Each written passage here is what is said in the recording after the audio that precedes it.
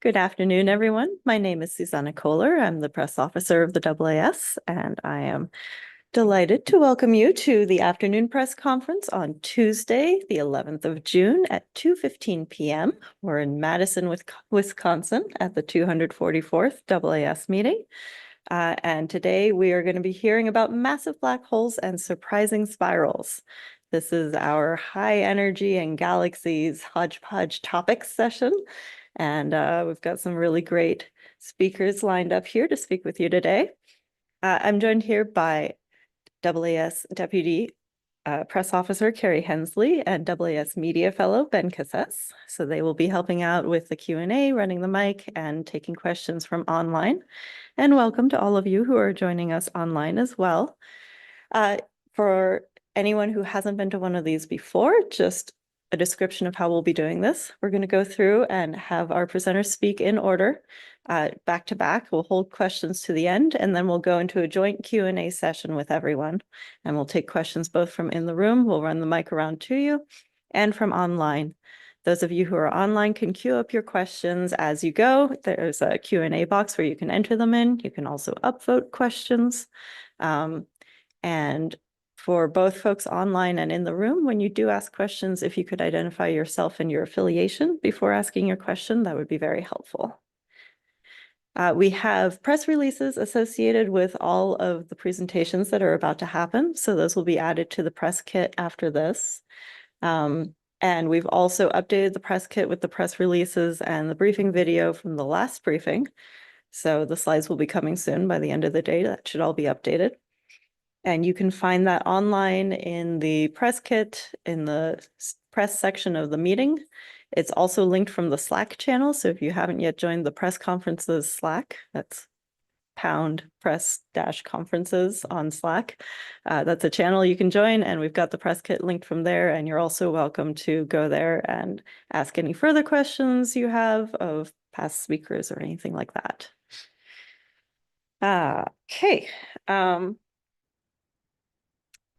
And then just a reminder to please silence any cell phones, etc., that might make noise during the session. Given all that, I think we are ready to go. So I'm just going to briefly introduce who we've got here with us today. First up, we're going to have Fan Zhou of Penn State University, who's going to speak about cosmic black hole growth tracked by combining X-ray surveys and supercomputer simulations.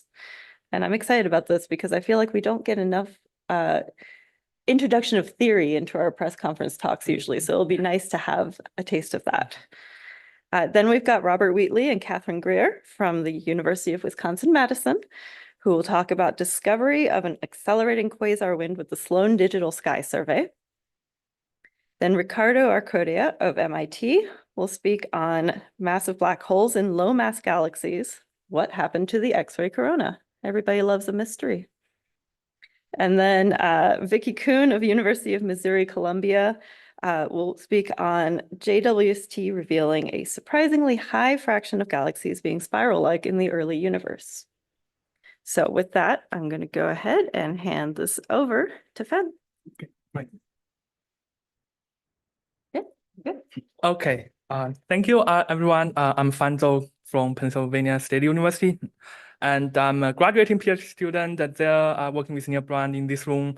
So today I'm going to share our recent work on the cosmic black hole growth tracked by combining X-ray surveys and also supercomputer simulations.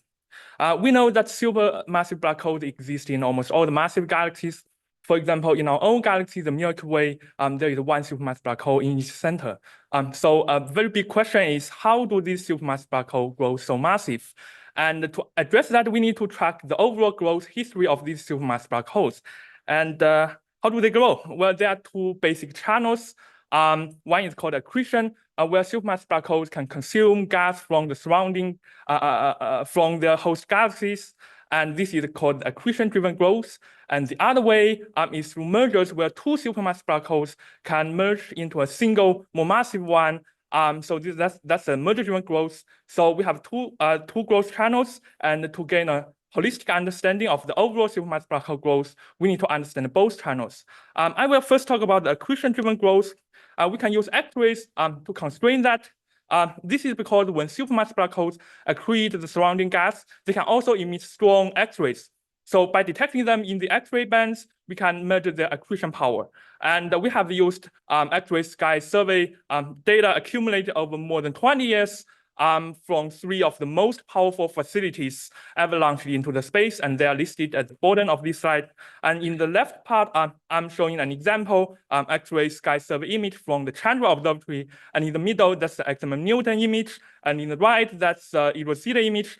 So in each of these real X-ray image, most of the detected X-ray sources are from accreting supermassive black holes.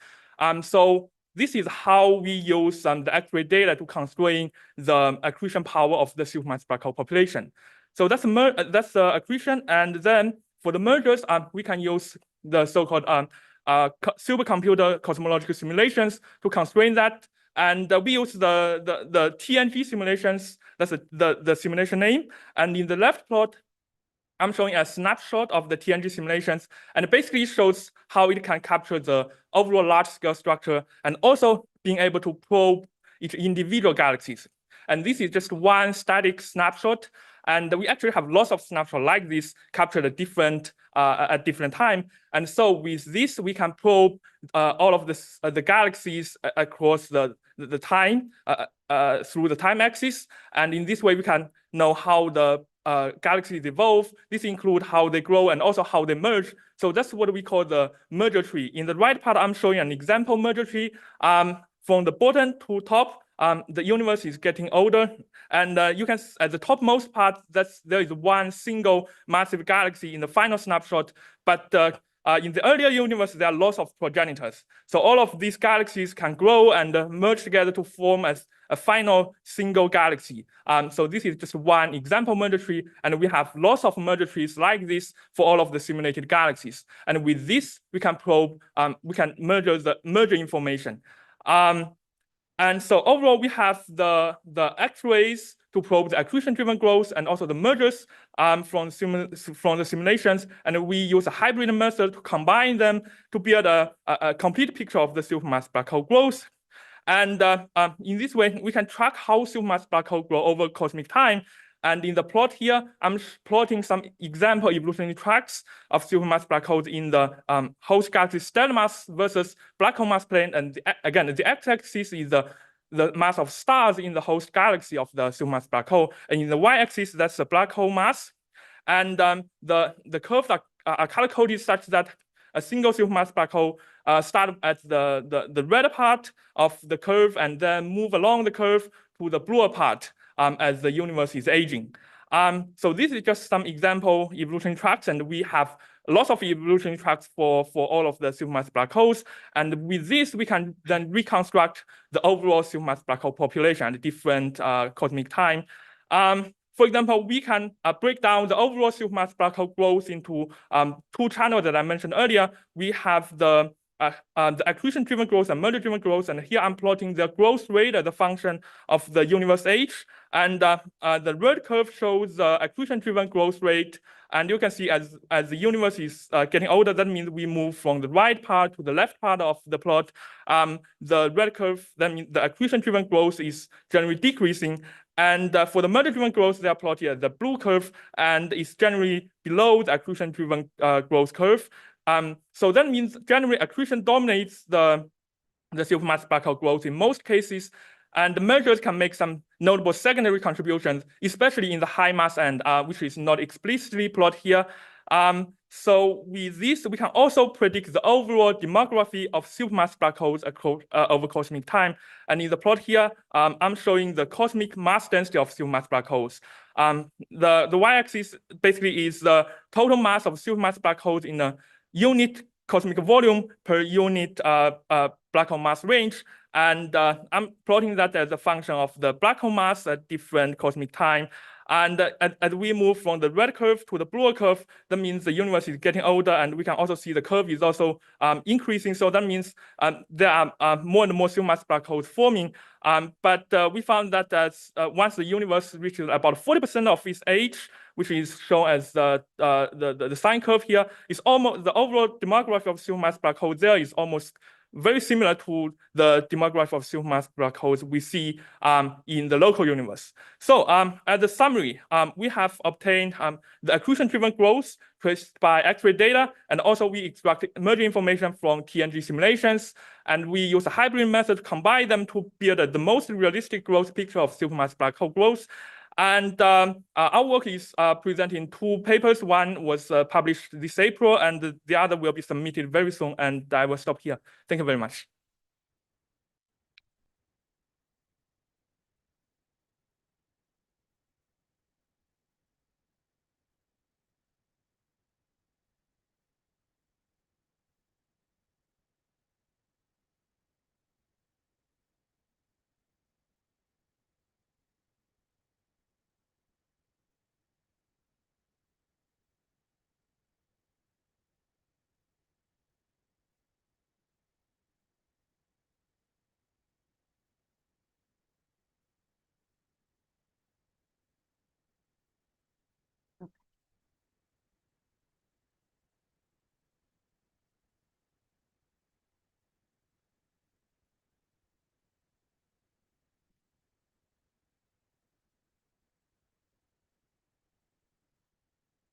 All right.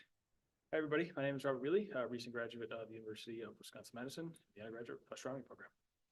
Hi, and I'm Kate Grier. I'm an assistant professor of astronomy here at UW-Madison. And today we are going to talk to you about some of our work on quasar studies with the Sloan Digital Sky Survey. So I'm going to start off with a little bit of an introduction, and then Robert will tell you about the specific work that he did. So we are studying quasars, which are supermassive black holes that have luminous accretion disks surrounding them. These hot luminous accretion disks emit across the entire electromagnetic spectrum, and they're so luminous that we can observe them billions of light years away. We can see them across most of the entire observable universe. Now, one way that we observe quasars is by looking at their spectra, which is essentially a map of the brightness of the light that we get as a function of the wavelength or the color of the light that we're receiving. So this plot here shows a kind of a typical quasar spectrum. This is actually a composite quasar spectrum that was taken with using thousands of quasars. So you can see kind of what a quasar spectrum looks like. We have these emission lines. We have sort of underlying emission across the whole wavelength. And we use these spectra to learn about the quasars and the physical conditions interior to the quasars themselves. Now, there's so much energy involved in quasar accretion disks that they also have what we refer to often as quasar winds or outflows. And these winds are blasted off from the accretion disk at millions of miles an hour. So these are incredibly energetic phenomena.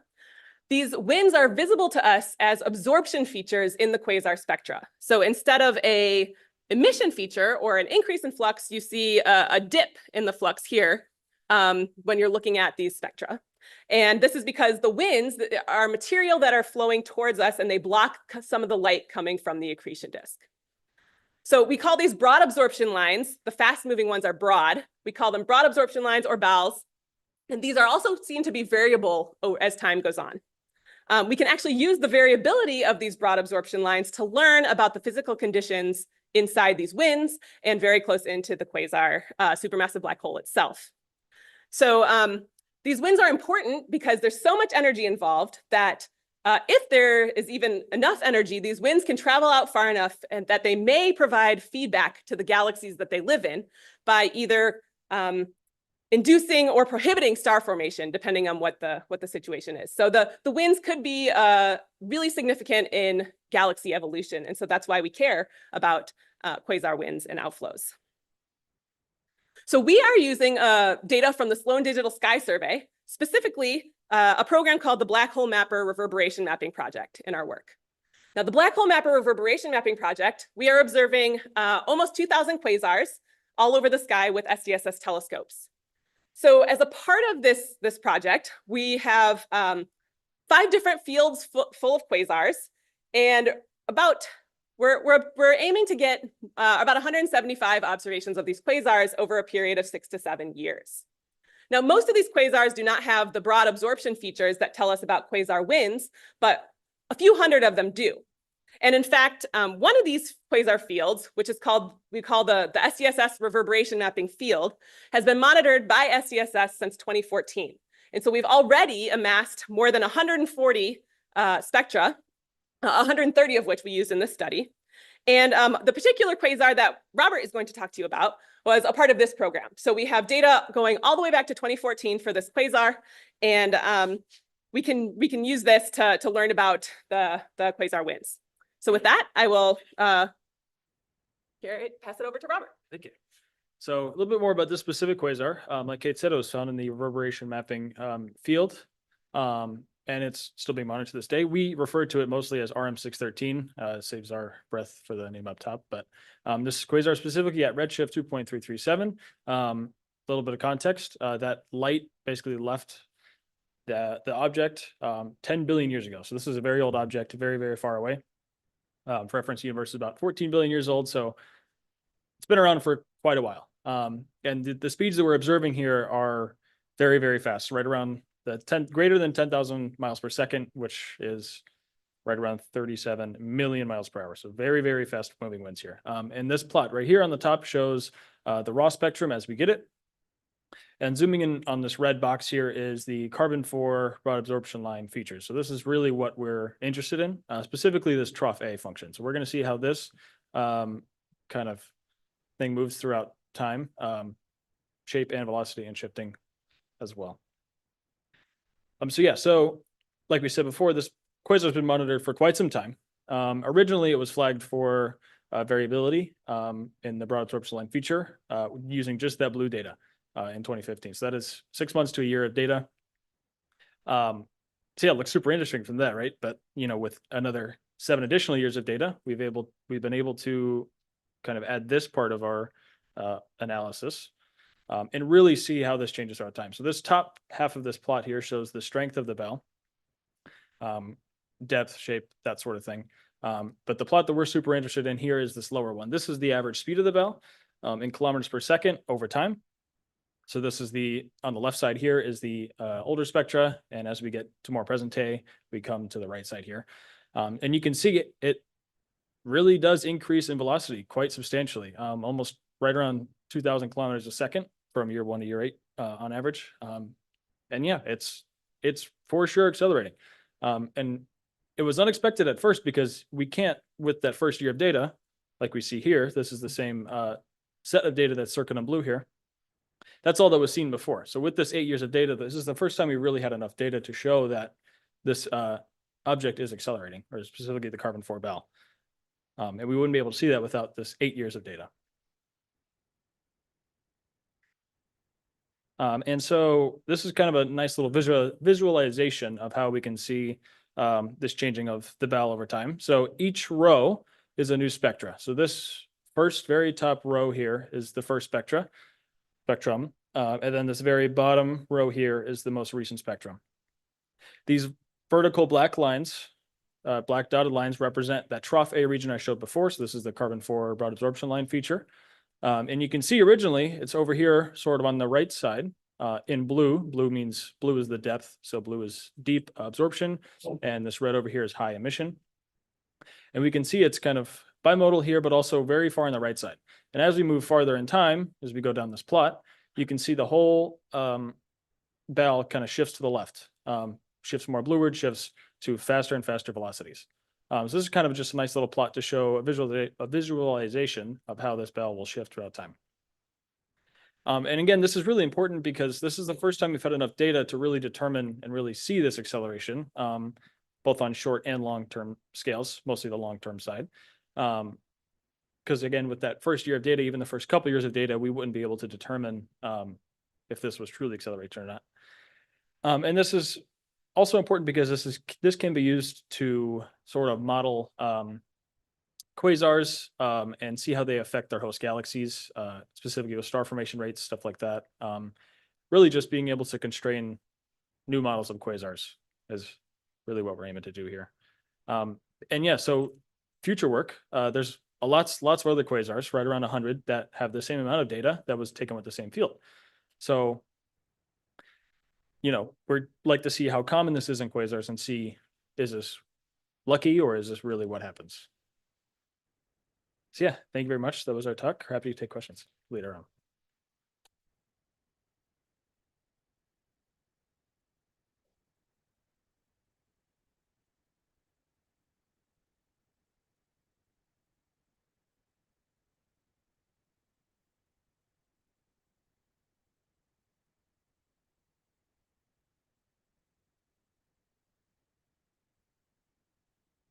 Hi, everyone.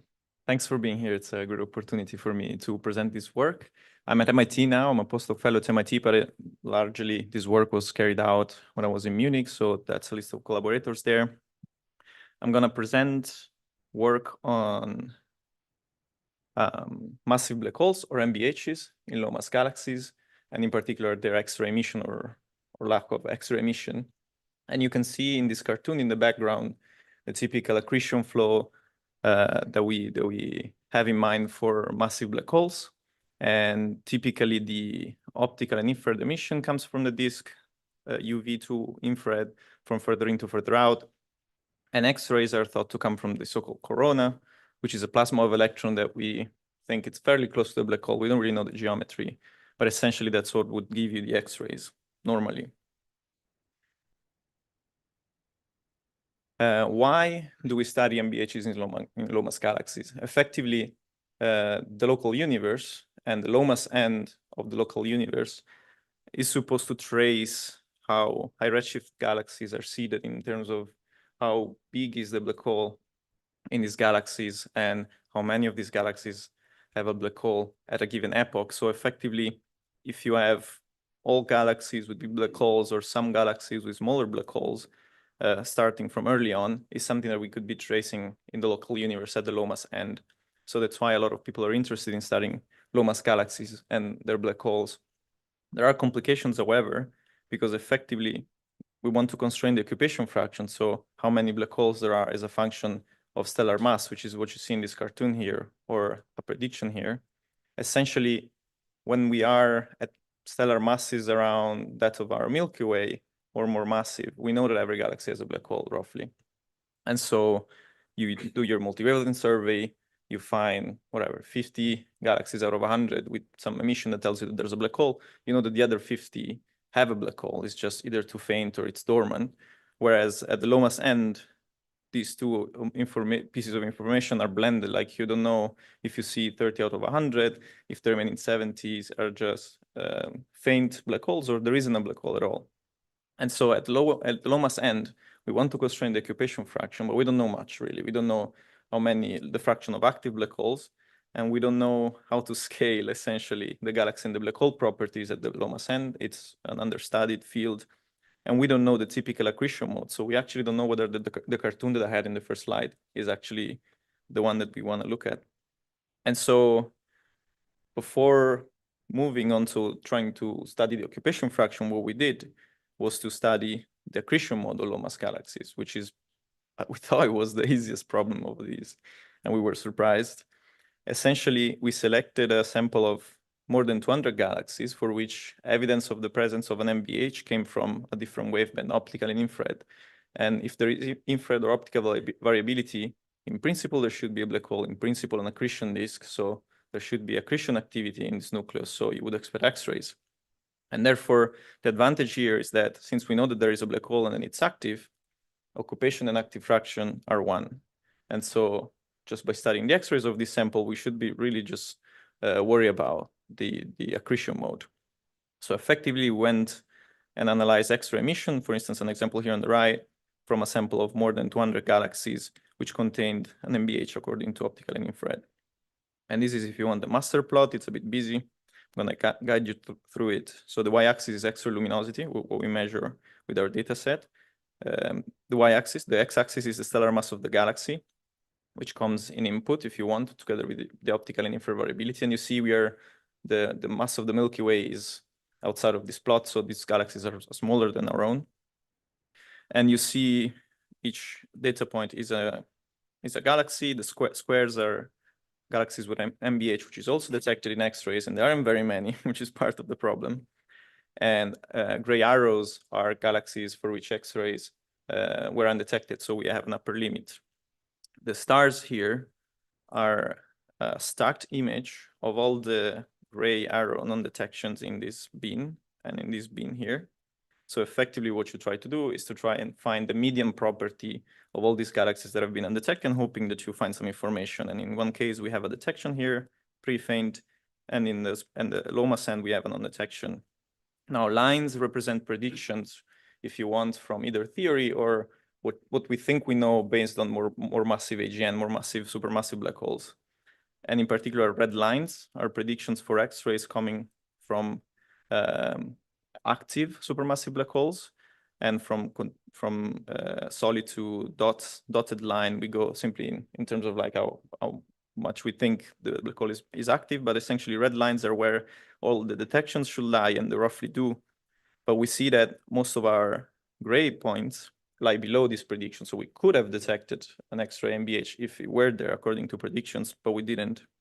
And instead, even the stacks are compatible with these black lines here, which are the predictions of the X-ray emission if we only had the cumulative stellar population in the galaxy. So no MBH, no AGN. And so X-ray data are consistent with normal galaxies. So effectively, there is no X-ray AGN or X-ray corona, but we know that there should be an MBH based on optical and infrared. So they're telling us that at the very least, there is a very underluminous X-ray AGN, something that we didn't think it was gonna be present, at least with these large numbers. So going towards interpretations, we have ruled out a little bit of biases and complications in these data sets and analyze possible physical explanations. So if we see a sample of MBHs with very weak X-rays, we can either conclude that the X-rays are intrinsically weak. So the so-called X-ray corona that I introduced at first is missing or unusually weak. Or, so this would be an X-ray only problem, or that we don't know very well the overall accretion mode in dwarf galaxies. So no matter the waveband that you use to select your sample, if you look at all the others, you don't find a lot of agreement. And this is where I'm leaning towards. So effectively, no single band selection would be representative of the whole population. You need to sort of combine them all to have a clear picture and to move on to, for instance, studying the occupation fraction. And for a more, if you're in the bigger picture, why dwarf galaxies or small galaxies are more problematic compared to bigger galaxies. In bigger galaxies, there have been many mergers. Usually the gas, the stars, the black hole, they're all in the center, and they do those funky things that we represent with the cartoon that I showed in the first slide. At the low mass end, we know that there are a few pieces of evidence that point towards a more complicated system. For instance, the gas and stars are located in a more clumpy way, in a clumpier way. And also here, there is an example of one of the studies that show that the MBH, when it is found, it's slightly displaced from where the stars are. And so in these smaller galaxies, the gas is clumpier. There isn't a well-defined center. And perhaps accretion is more complicated because accretion does depend on the gas and how it is disposed further out from the black hole. And also in small galaxies, it is where we find evidence of transient accretion events that are not particularly long-lived, and they come from interactions of the central black hole with wandering stars. And we know that this may lead to an activation of the black hole for longer time. We actually don't know much about this connection. So this is just to say that dwarf galaxies and low mass galaxies are way more complicated and more massive ones. And perhaps in some of these factors, or a combination of all of them, lies the answer as to why we found such a suspicious X-ray weakness. And I leave you my summary. And thank you for your attention.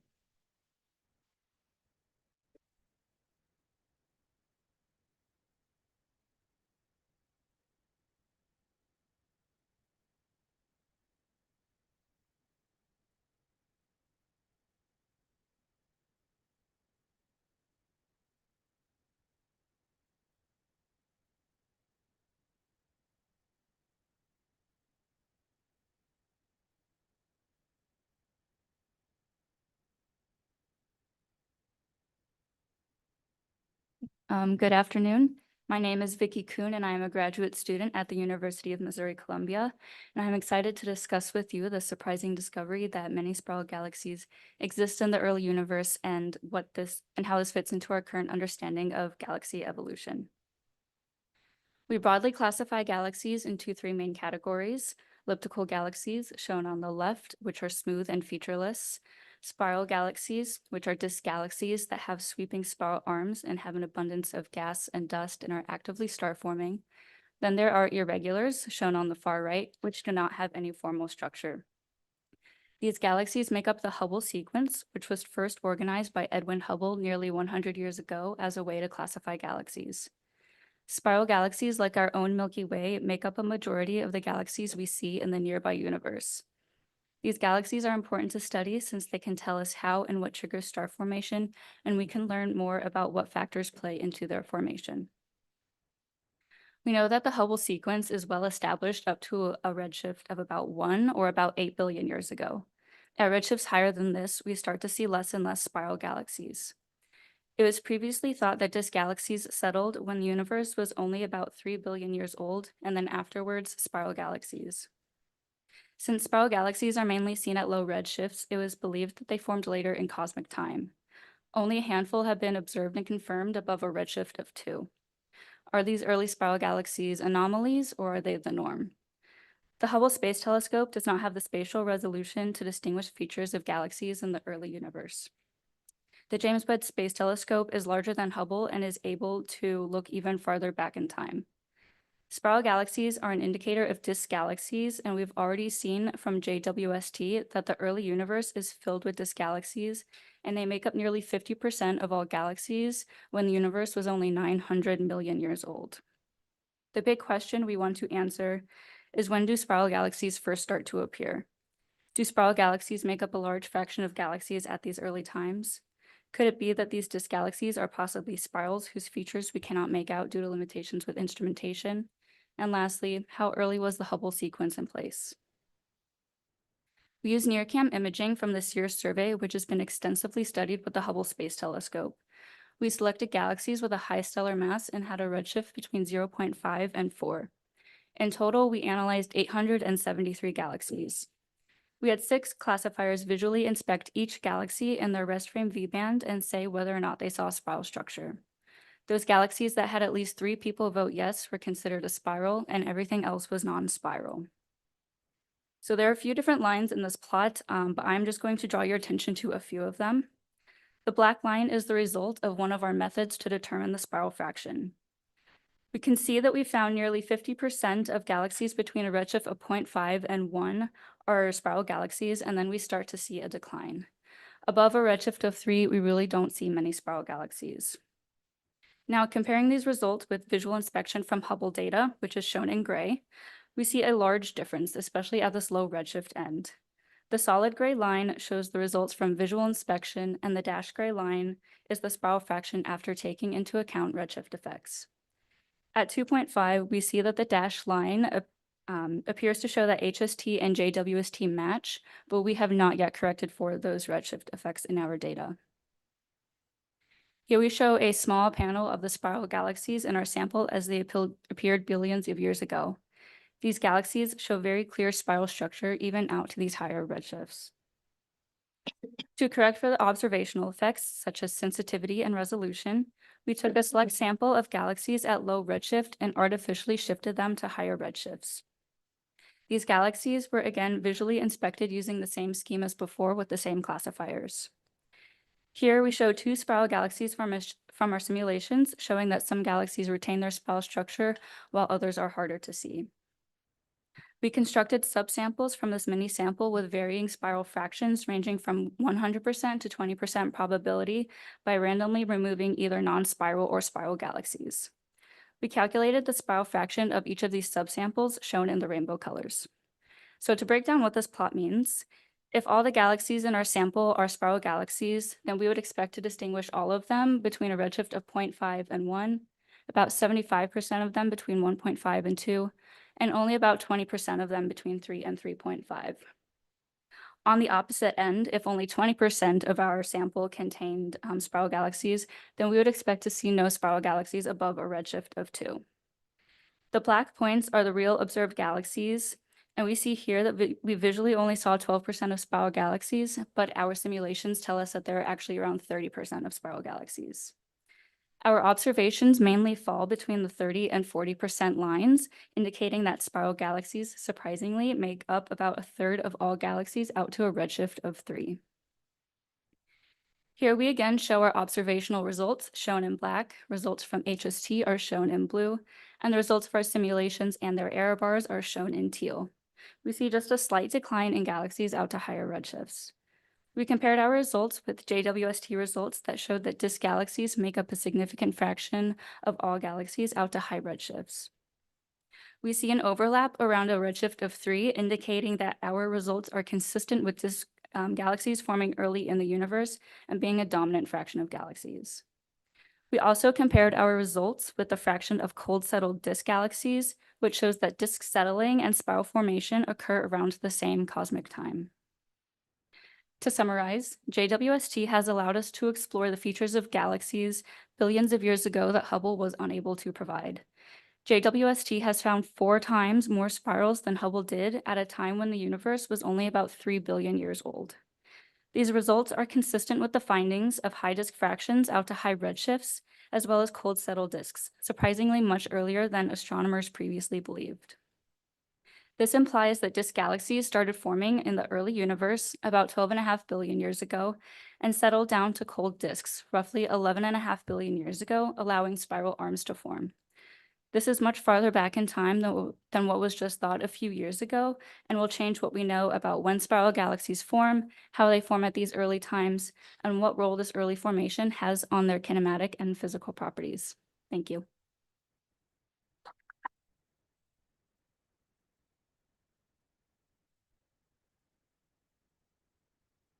Thank you so much to all of you. We will now go ahead and move into our Q&A session. So if anybody in the room has questions, go ahead and put your hand up and Carrie will bring the microphone to you. And if there are any questions from the folks online, make sure you queue them up in the Q&A box.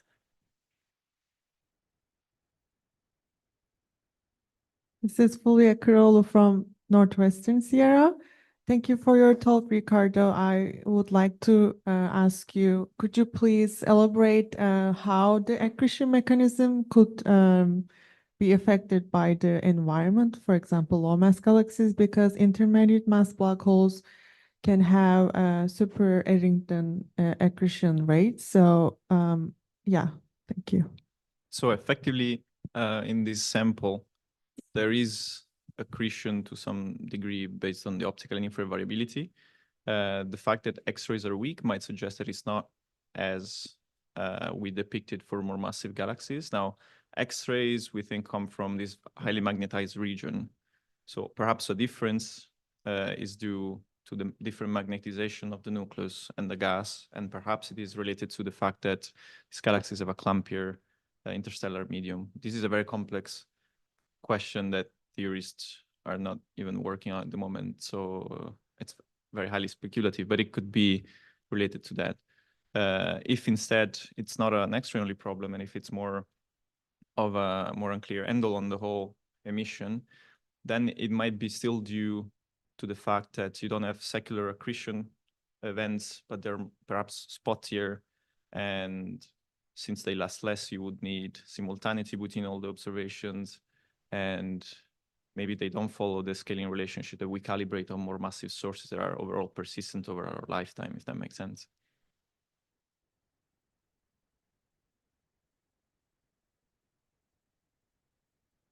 I have a question. This is Carrie Hensley from the AAS. This is for Catherine and Robert, and I apologize if this is a very basic question. I'm a planetary scientist, that's my excuse. So what kind of things could cause quasar outflows to accelerate on the timescales that you're seeing? So we actually, there's several different models for how these winds are produced. One of the kind of leading models is that the winds are accelerated by radiation pressure coming from the radiation off of the accretion disk. And these models actually predict that we would observe acceleration. And acceleration has been reported in, maybe a dozen or so other objects as well. But usually we only have like 2 or 3 spectra. And so it's very difficult to disentangle from just sort of run-of-the-mill variability. When we have, 130 spectra, we don't have to worry about that. So, yeah. Cool, thank you.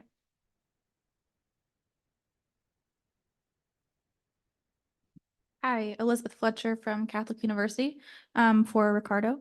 Can you tell me a little bit more about your sample and if that sample includes any blue compact dwarf galaxies that you know of? That's a good question. I don't know, because the only criterion was that they were selected through variability. So the answer is that I don't know effectively, and I'll check and I can come back to you. The only selection was purely the low stellar mass and the selection through variability.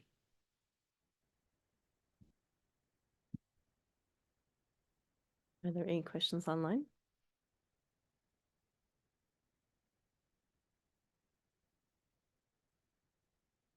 I have a question, Ben Casses from the AAS. This is for Vicki. And this is a clarification, so I'm sorry if I just missed it, but you get different results when you look at JWST galaxies versus HST galaxies in the same field. Are these galaxies that were previously seen by Hubble and it's just better resolution with JWST, or are they like totally different galaxies that they hadn't been seen in the Hubble images? So we actually looked at a different field. So we don't have that direct comparison between the two. But I have looked at a few of them, and you definitely cannot really see the spiral arms in the HST data, especially at those high redshifts. Thank you. I'll just go ahead and follow up on that. Susanna Kohler, AAS. Do you have plans to systematically do a comparison in the same field? We do not as of right now. We do plan to look at other candles fields, which was what that HST study looked at. They looked at Cosmos, UDS, and Good South. So we also plan on looking at those fields in JWST. Awesome.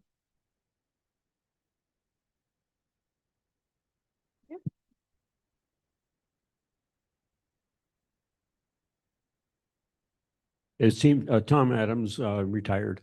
It seems that remarkable that you were able to see the accelerating matter and that you could actually see it in real time, in our time, over a matter of a few years.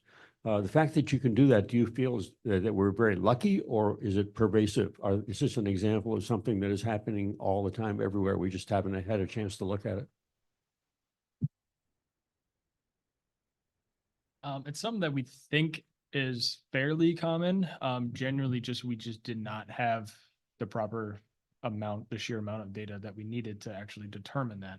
I mean, like the plot showed, like even within a year or a couple of years, you could see maybe something, but you need at least, 8 to 10 years to actually show like a real trend. Thankfully, SDSS has so much data that we have like 90-ish to upwards of 200 quasars that are candidates for this type of analysis and acceleration.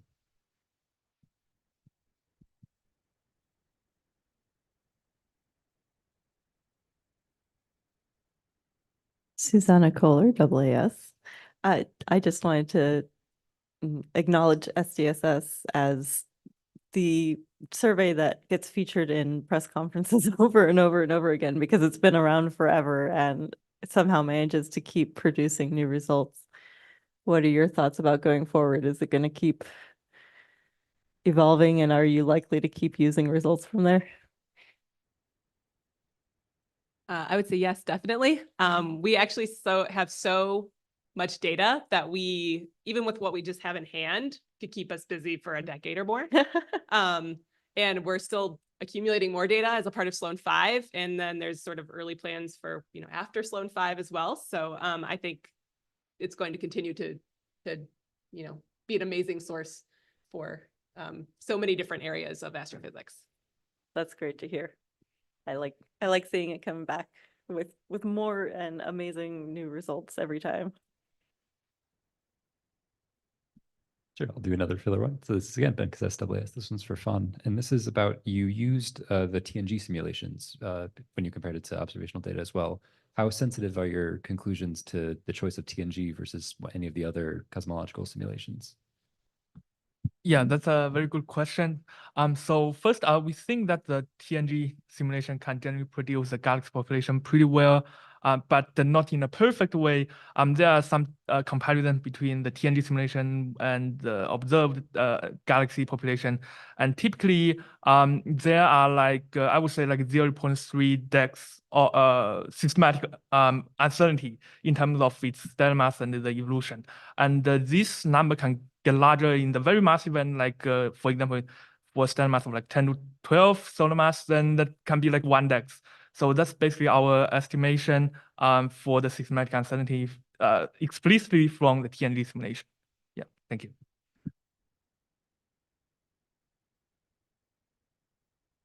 Hi there, Teddy Pena from the University of Wisconsin-Madison. This is a question for Vicki. I think that the project you just demonstrated was really fascinating. I'd love to know if you've ever compared the results that you get with using real data from space telescopes to simulations such as TNG or other ones. That is in the future, actually. Awesome. Okay, I'll keep an eye out for it.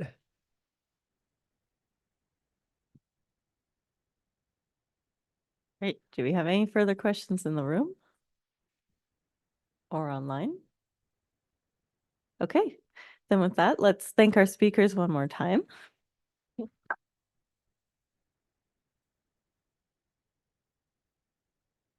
Huge kudos to all of you, and thank you to all of your press officers for working with you and preparing the press releases and all of that. Thank you to all of you in the audience for being here, both in the room and online. And we hope to see you all again for our next press conference, which will be tomorrow morning at 10:15 a.m.